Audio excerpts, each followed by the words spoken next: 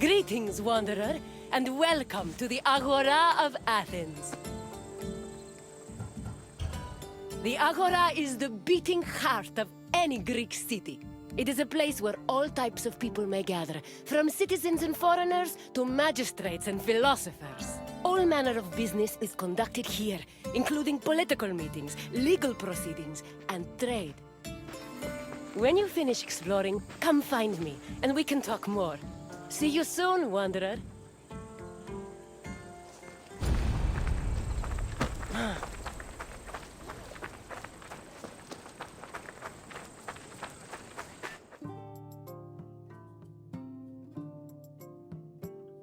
The Agora was the civic center of Athens, but it wasn't only frequented by politicians and city officials. The area housed a market where people could purchase food and other goods from merchants. It was also frequented by philosophers, who used the public space to establish schools and pass on their teachings to students. Religion had its place as well. Temples dedicated to Hephaestus and Apollo were located in the Agora, along with the altar of the 12 gods and the monument of the eponymous heroes.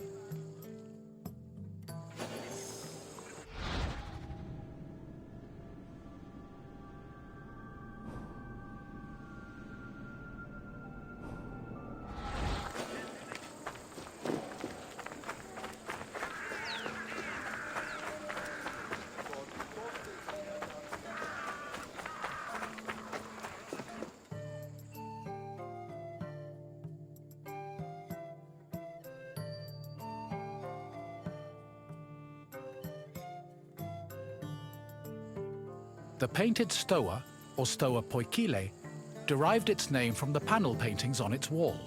The paintings were created in the 5th century BCE by famous artists like Polygnotus and depicted Greek military victories like the Battle of Marathon. The stoa served as a public meeting place for citizens, but it was especially popular with philosophers who used the space to pass on their teachings. In 301 BCE, the philosopher Zeno of Kition chose the Stoa Poikile as the location for his school of philosophy, the appropriately dubbed Stoicism.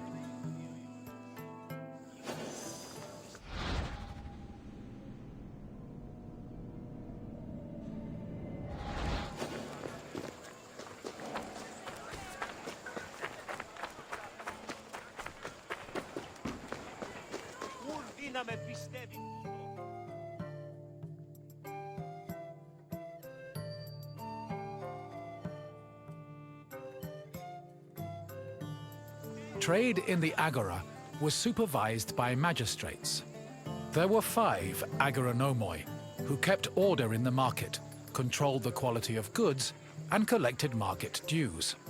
This provided revenue to the city and helped pay the magistrates and those in charge of maintaining order. The market benefited everyone. Customers bought what they needed, merchants made their living, and city officials received the money they needed to keep the wheels of democracy turning.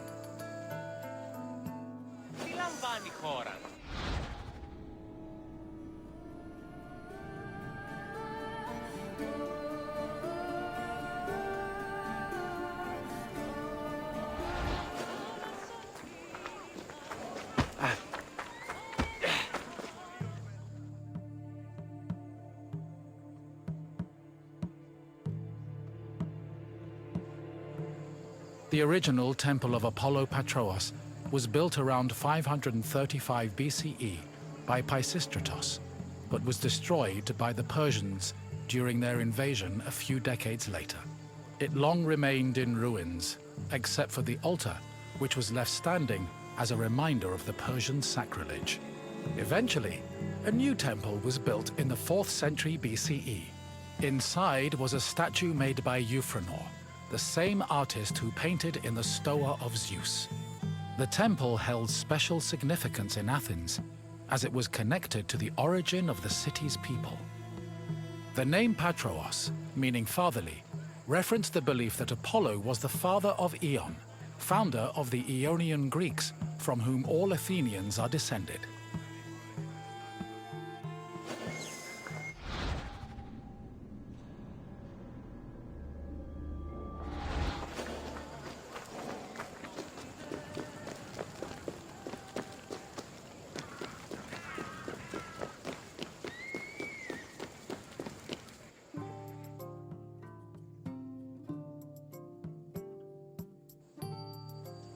The Temple of Hephaestus overlooks the Agora from the Colonus Agoreus hill.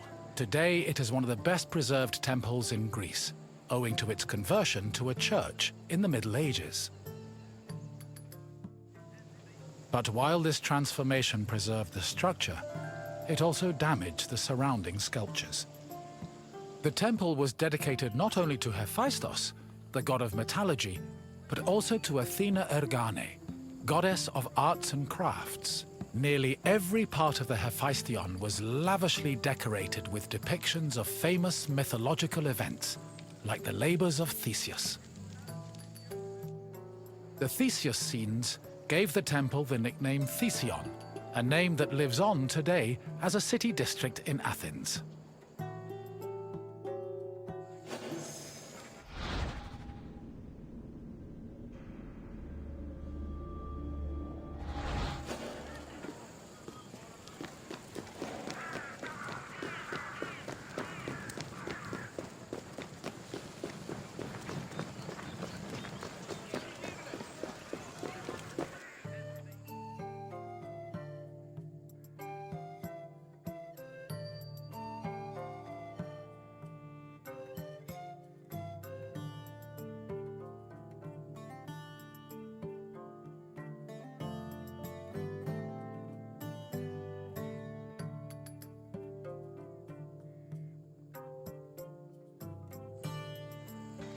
The Prytaneum was another building in the Agora that contributed to the democratic process.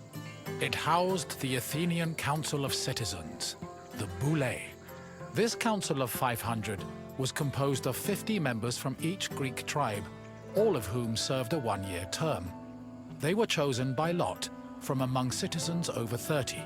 Every month, one group of 50 was chosen to lead the Boulé's executive committee, the Prytaneum. The Prytaneum met every day of the month and called meetings of the full council in the Prytaneum, where they spent their time discussing bills.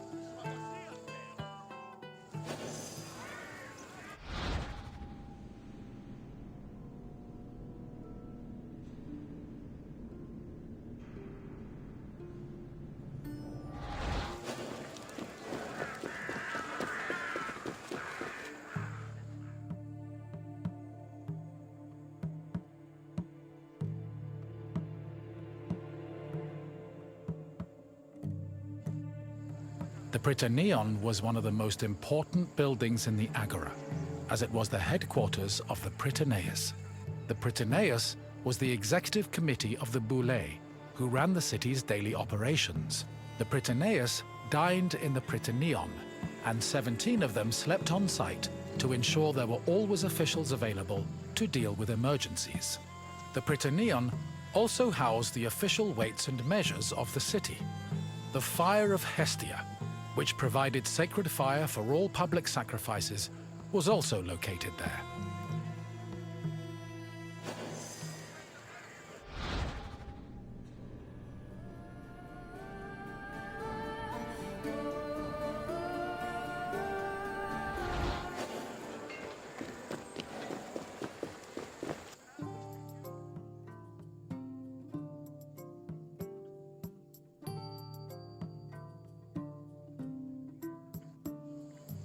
The Helia was the most important court in Athens and was presided over by a group of judges called Heliasts.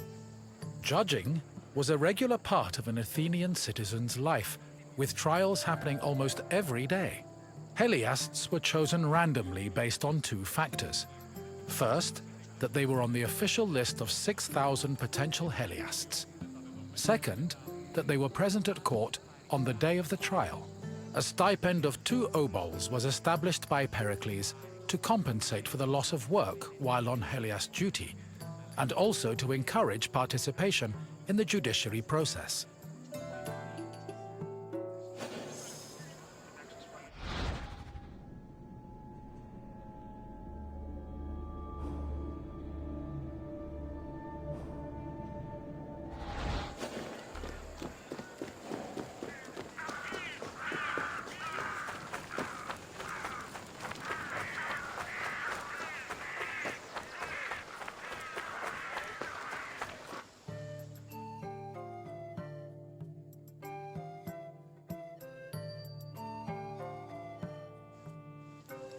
In the Agora, an Athenian could buy and sell many different products. The permanent retail market was divided into sections according to the category of merchandise. Merchants and craftsmen who worked in the market could be citizens, foreigners, or even freed slaves. They sold everything from food and clothes to jewelry and slaves. With so much variety, competition was fierce, and that competition helped regulate the market's prices.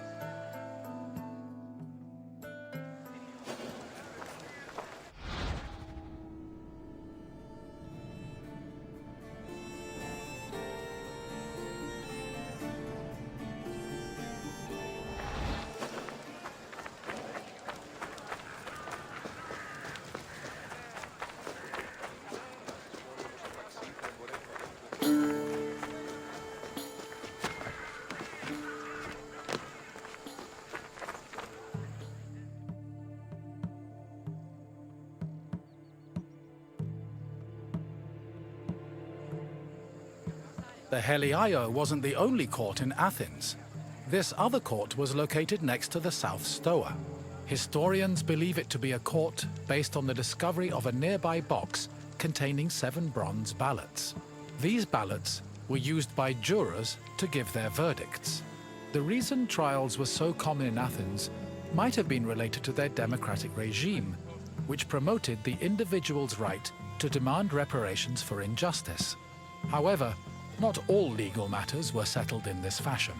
If a claim was small enough, it was settled individually by a magistrate. Public trials were reserved for more serious offenses, such as murder, theft, and political crimes.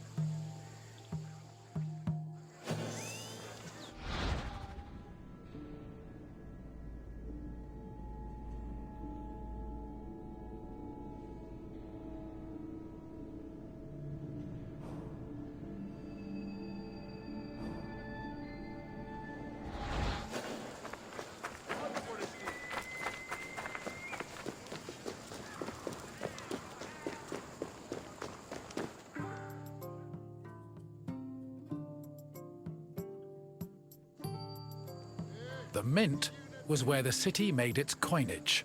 It is believed that Athens' mint was in the city's Agora, as modern excavations have turned up small disc-shaped pieces of metal used to make coins. Much of the silver required for minting coinage came from the Lavrion silver mines. Athens was so dependent on the mines that when they lost them during the Peloponnesian War, the city was forced to melt down a gold statue of Athena to mint gold coins and avert a monetary crisis.